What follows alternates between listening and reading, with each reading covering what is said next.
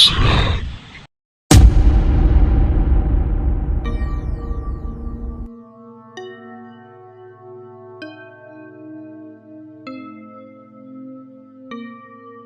Ada yang ngikut saat mudik. Sebagai orang Indonesia, tradisi mudik itu udah kayak ritual wajib ya, gengs. Tapi gimana kalau perjalanan mudik kalian malah jadi mimpi buruk? Nah, kali ini Mr. Randi bakal bawain kisah seorang keluarga yang nyasar lewat jalan pintas di tengah hutan rimba. Katanya sih lebih cepat, tapi ujung-ujungnya bukan cuma jarak yang pendek. Nyawa mereka juga hampir pendek. Siapin mental, gengs, karena cerita ini bakal bikin kalian mikir dua kali buat lewat jalan sepi waktu mudik. Simak sampai habis ya ceritanya, fullkan volumenya, biar terasa sensasi horornya. Jangan lupa subrek, like, dan komen channel Karam Kali Aja Seram. Markijut, mari kita lanjut.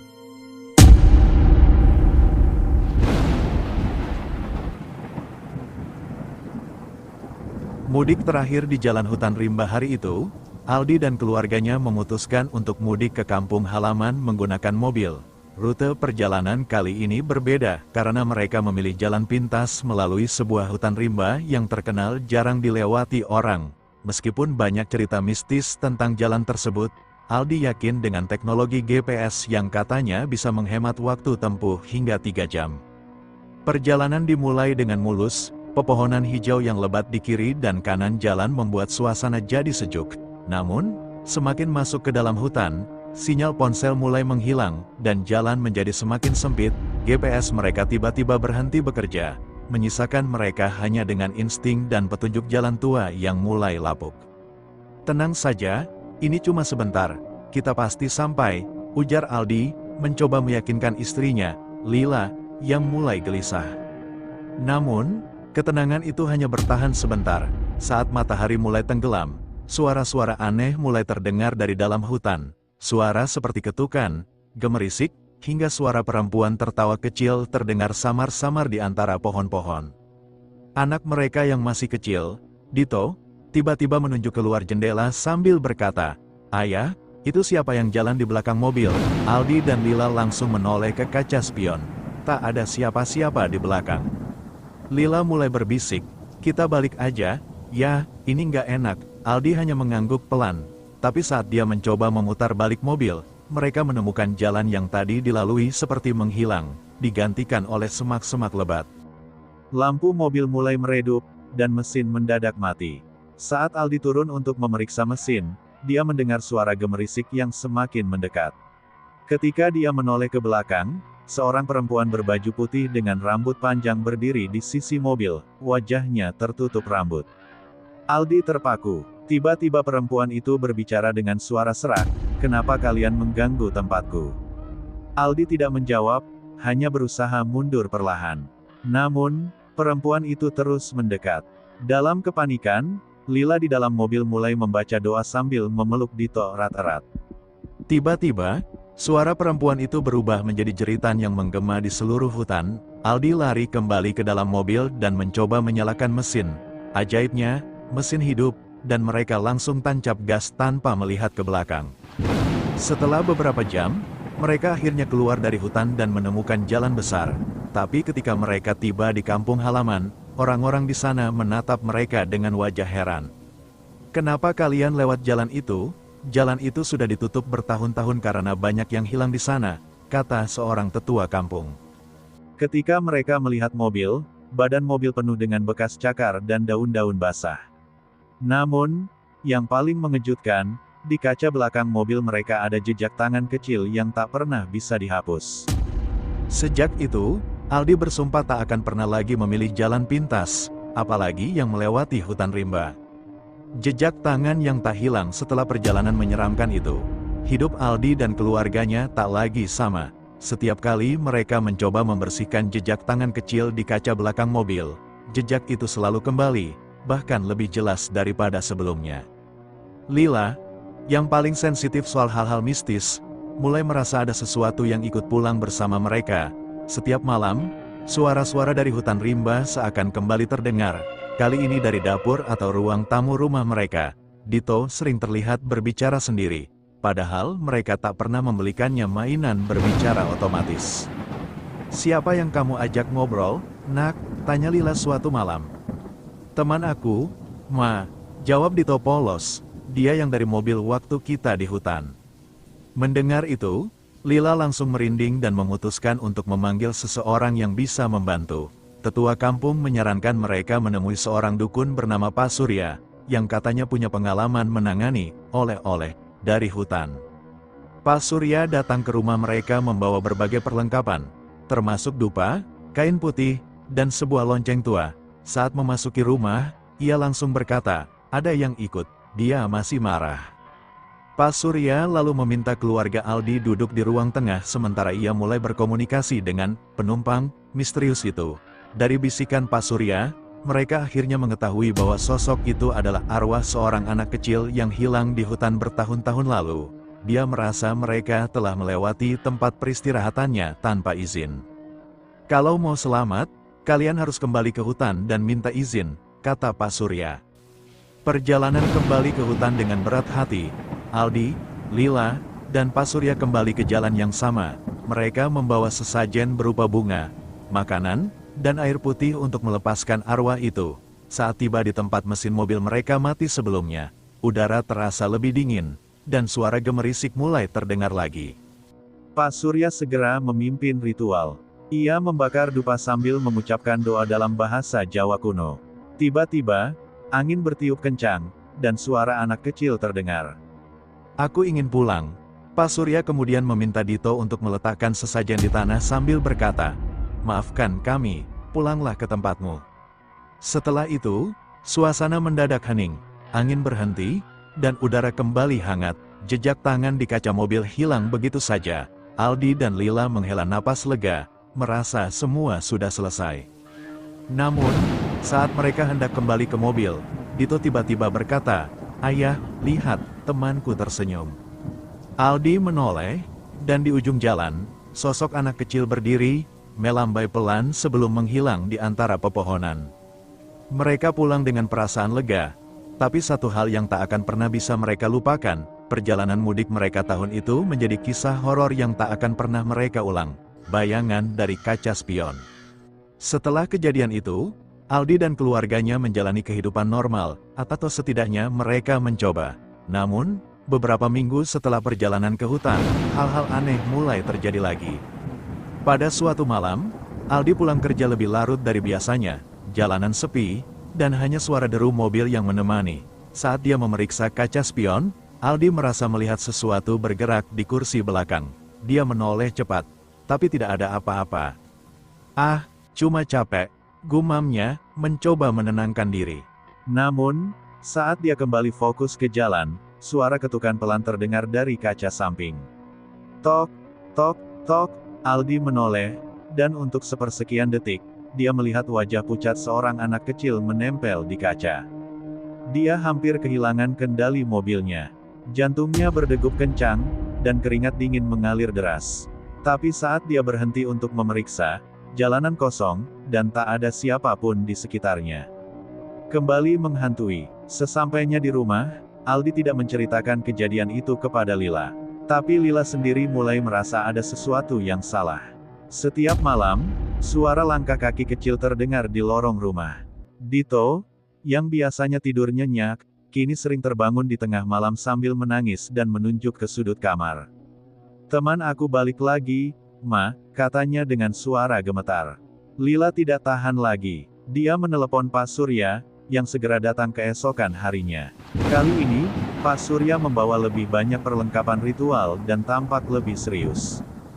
Dia belum pergi. Arwahnya masih terikat pada keluarga kalian, kata Pak Surya dengan nada tegas. Ada sesuatu yang belum selesai. Ritual penutup. Pak Surya meminta Aldi dan keluarganya berkumpul di ruang tengah.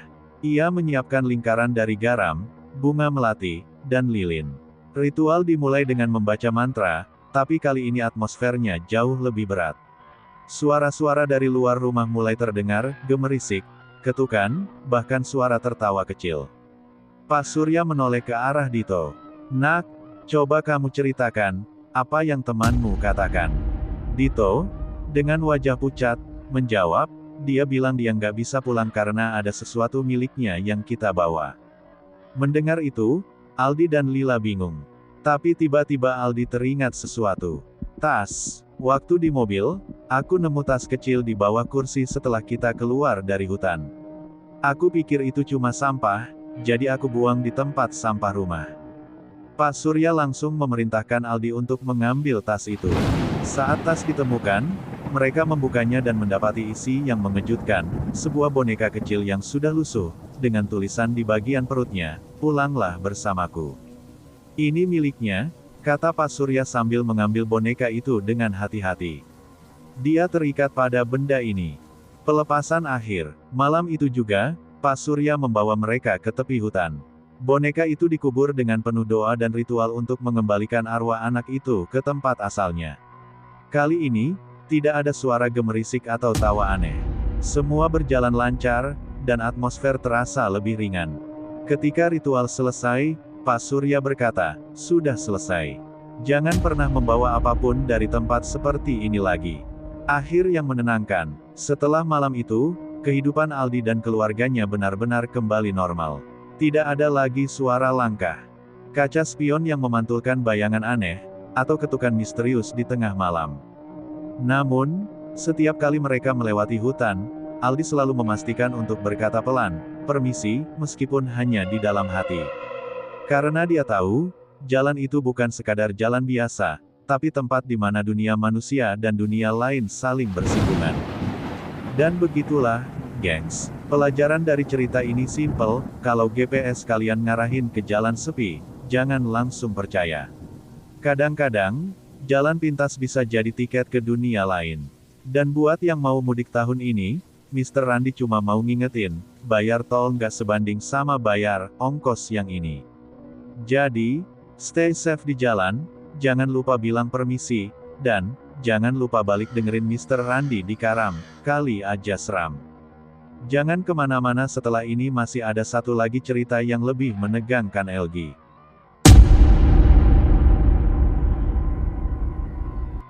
Kodam Mas Kodim. Halo Karam Kali Aja Seram, kembali lagi bareng Mr. Randi. Kali ini ada cerita horor dari sahabat saya, Mas Kodim. Sebenarnya sih serem, tapi ya, kalau diceritain gini, malah bikin Mr. Randi ketawa takut sendiri. Jadi gini, dulu pas Mas Kodim baru nikah, dia mutusin buat merantau ke Jawa Tengah. Kerjaannya jadi pedagang kerupuk. Bayangin aja, dia keliling kampung sambil bawa kerupuk gede-gede. Kalau jalan, bunyinya kriuk-kriuk-kriuk, bikin lapar. Tapi, selain jualan kerupuk, Mas Kodim ini ada side hustle. Dia ikut perguruan ilmu kebatinan. Canggih nggak tuh? Jadi pagi jualan kerupuk, malamnya belajar ilmu kebal bacok. Multi talenta. Nah, awalnya semua biasa aja, tapi, makin lama, Mas Kodim mulai ngerasain hal-hal aneh. Badannya suka, autopilot, pikiran dia sadar, tapi tangannya, kakinya, mulutnya, itu gerak sendiri kayak robot rusak. Ternyata, itu gara-gara khodam dari perguruannya. Jadi, khodam ini udah kayak manajer di tubuh Mas Kodim, ngatur-ngatur sesuka hatinya. Bayangin dong, Mas Kodim pengen minum teh, badannya malah jalan ke dapur ambil kopi. Kebayang gak frustrasinya? Yang paling horor tuh waktu Mas Kodim ngobrol sama istrinya. Lagi santai, tiba-tiba suaranya berubah. "Maaf, sini cepetan," nada berat kayak penyiar radio tengah malam. Istrinya langsung kabur ke tetangga sambil teriak, "Mas Kodim kesurupan." Padahal ya, Mas Kodim mah cuma bisa melotot sambil nahan diri nggak nangis. Setelah banyak drama, Mas Kodim akhirnya nyerah. Dia bilang, "Saya mendingan jualan kerupuk aja, daripada hidup bareng khodam." Akhirnya, dia nyari orang pintar buat ngusir tuh khodam. Ritualnya serem, sop, ada kemenyan, air bunga, sampai suara gamelan yang bikin bulu kuduk merinding. Untungnya, khodamnya cabut juga, dan Mas Kodim bisa jadi dirinya lagi. Pelajaran dari cerita ini, sob, kalau mau jadi pedagang kerupuk, fokus aja sama kerupuknya. Nggak usah pakai tambahan ilmu-ilmu kebatinan segala, nanti malah jadi kerupuk mistis. Setelah ritual pengusiran khodam itu, Mas Kodim tuh bukannya langsung lega, sob. Ternyata si khodam ini kayak nggak terima, dipecat. Beberapa malam setelah ritual, rumah Mas Kodim sering digangguin. Pernah tuh, Malam-malam, dia lagi tiduran di ruang tamu sambil ngemil kerupuk dagangannya sendiri. Tiba-tiba, buk, pintu depan kayak ada yang dobrak.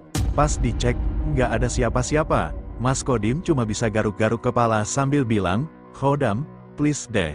Aku udah pensiun dari dunia persilatan." Yang paling bikin istrinya stres tuh waktu Panci di dapur tiba-tiba loncat sendiri kayak punya kaki.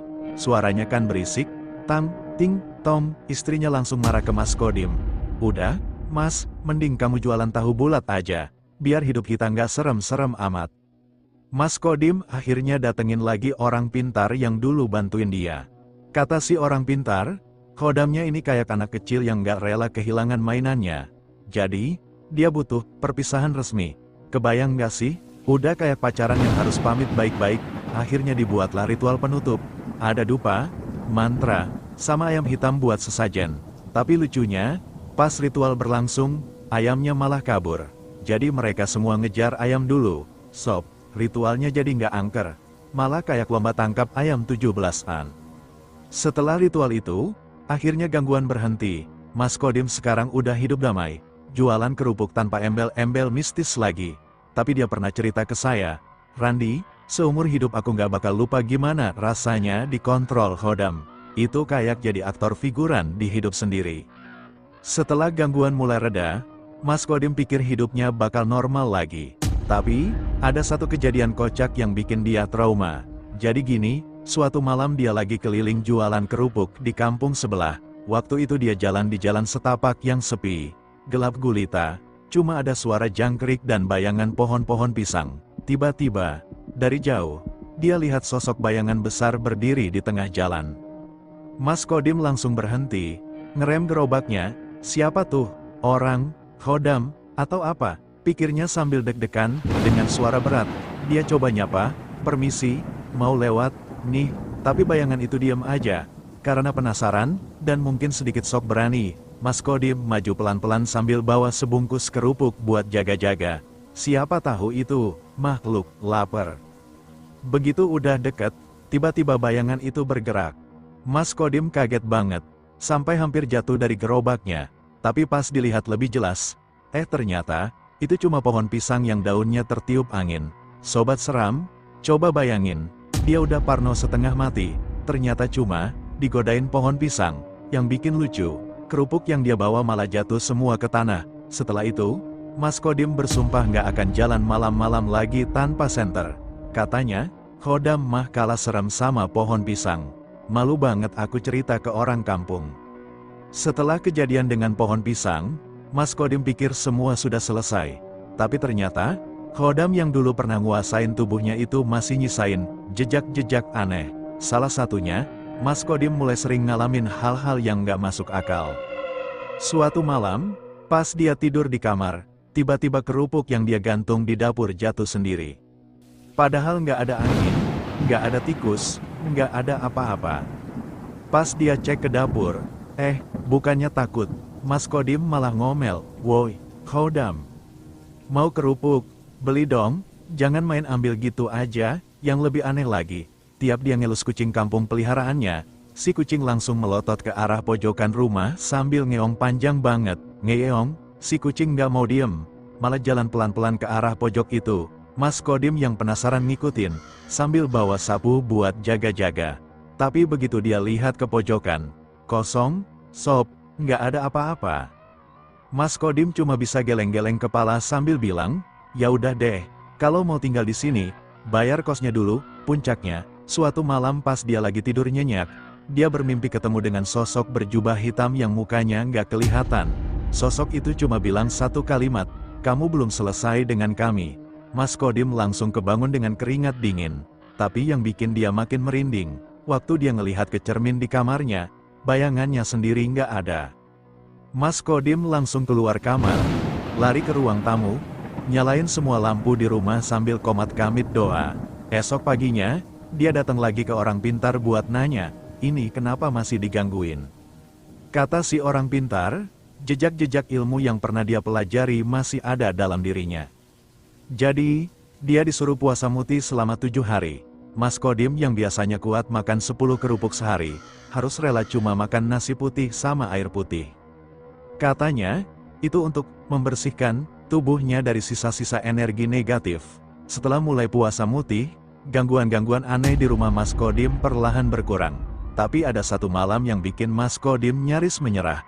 Malam itu, dia baru aja selesai sholat dan baca doa sebelum tidur. Begitu lampu dimatikan, suasana rumah jadi hening banget. Cuma ada suara jangkrik di luar jendela. Pas dia mulai merem, tiba-tiba dia ngerasa kayak ada sesuatu yang duduk di kasurnya. Berat banget, sampai kasurnya turun di satu sisi. Mas Kodim langsung kebuka matanya sambil mikir, "Lah, siapa ini?" Tapi dia nggak berani nengok, dia cuma bisa diam sambil baca doa dalam hati. Tapi yang bikin dia makin panik, sosok itu malah pelan-pelan deketin wajahnya. Mas Kodim bilang, "Aku ngerasa napasnya. Randi, dingin banget. Bau anyir lagi." Pas dia memberanikan diri nengok, dia lihat ada bayangan hitam besar dengan mata merah menyala, berdiri di samping kasurnya. Mas Kodim refleks teriak, "Ya ampun, ini siapa lagi?" Sambil langsung lompat dari kasur. Tapi anehnya, begitu dia nyalain lampu, bayangan itu hilang begitu aja. Esok paginya, Mas Kodim cerita ke istrinya sambil setengah nangis. Tapi istrinya malah bilang, "Mas, itu mungkin gara-gara Mas nggak benerin puasa mutihnya. Saya lihat kemarin malam Mas ngemil kerupuk di dapur." Mas Kodim cuma bisa nyengir malu. Katanya, "Ya gimana, perut kosong tuh lebih horor daripada diganggu makhluk gaib." Dek, puncaknya, setelah selesai 7 hari puasa mutih dengan benar, Mas Kodim merasa hidupnya mulai normal lagi. Nggak ada lagi bayangan hitam, suara aneh, atau kejadian horor lainnya. Tapi ada satu pelajaran penting yang selalu dia ingat, ilmu tinggi itu kayak utang, Randi. Kalau nggak dibayar lunas, bakal terus diikutin. Dan sejak itu, Mas Kodim cuma fokus jualan kerupuk. Tapi dia punya satu kebiasaan baru. Sebelum mulai dagang, dia selalu ngomong ke gerobaknya, "Kerupuk, ayo kerja. Tapi jangan manggil-manggil Khodam, ya." Setelah selesai puasa mutih dan merasa hidupnya mulai normal, Mas Kodim mulai percaya kalau semua gangguan sudah berakhir. Dia bahkan mulai jualan kerupuk lagi dengan semangat baru. Tapi ternyata, itu baru awal dari kejadian puncak yang bakal bikin dia trauma seumur hidup. Sore itu, Mas Kodim keliling kampung sambil dorong gerobaknya. Cuacanya mendung, angin bertiup kencang, bikin plastik kerupuknya berisik. Di sebuah tikungan kecil, dia ketemu seorang ibu tua yang berdiri di pinggir jalan. Ibu itu manggil, "Mas, berhenti sebentar. Saya mau beli kerupuk." Mas Kodim, tanpa curiga, langsung berhenti dan siap-siap ngambil kerupuk. Tapi pas dia lihat lebih dekat, wajah si ibu berubah jadi aneh. Matanya kosong, mulutnya tersenyum lebar sampai hampir ke telinga. Mas Kodim langsung mundur selangkah sambil bergumam, "Loh, kok nggak kayak pembeli biasa, ya?" Tapi si ibu tua malah bilang dengan suara serak, "Mas, kerupuknya nanti buat aku makan, atau buat kamu?" Efek suara, angin kencang, suara plastik kerupuk gemerisik, dan nada serak suara si ibu. Mas Kodim panik dan buru-buru dorong gerobaknya pergi tanpa kasih kerupuk. Tapi anehnya, pas dia nengok ke belakang, ibu itu udah nggak ada. Yang bikin dia makin takut, suara plastik kerupuknya jadi makin keras, kayak ada yang narik dari dalam gerobak. Dia berhenti dan coba buka gerobaknya, tapi begitu dia buka tutupnya, isi gerobaknya kosong, semua kerupuknya hilang entah kemana. Esok harinya, dia cerita ke istrinya dengan wajah pucat. Tapi lagi-lagi istrinya cuma bilang, "Mas, kayaknya itu cuma perasaan Mas aja. Lagian, Mas kan udah biasa ketemu hal-hal aneh." Tapi sejak hari itu, Mas Kodim nggak pernah lagi jualan ke kampung itu. Dia bilang, "Daripada ketemu pembeli model begitu, mending aku dagang di pasar aja. Aman, cuma ditawar murah, nggak ditarik masuk dimensi lain." Beberapa hari setelah kejadian itu, Mas Kodim nemuin salah satu kerupuknya tersangkut di pohon pisang depan rumah. Plastik kerupuknya robek, tapi yang bikin aneh, kerupuknya utuh, cuma ada bekas gigitan kecil yang ukurannya nggak wajar. Khodam itu mungkin udah pergi, tapi kalau ketemu pembeli misterius, mending kabur aja. Hidup lebih penting daripada jualan kerupuk. Buat kamu yang lagi nganggur, kamu bisa daftar Maxim aja, lumayan buat tambahan. Buat yang mau daftar, tanpa SIM bisa, kendaraan lama bisa, langsung jadi, langsung bisa dipakai untuk narik. ADM-nya 50.000 aja. hubungi WhatsApp 082283998955. Bisa untuk seluruh wilayah di Indonesia.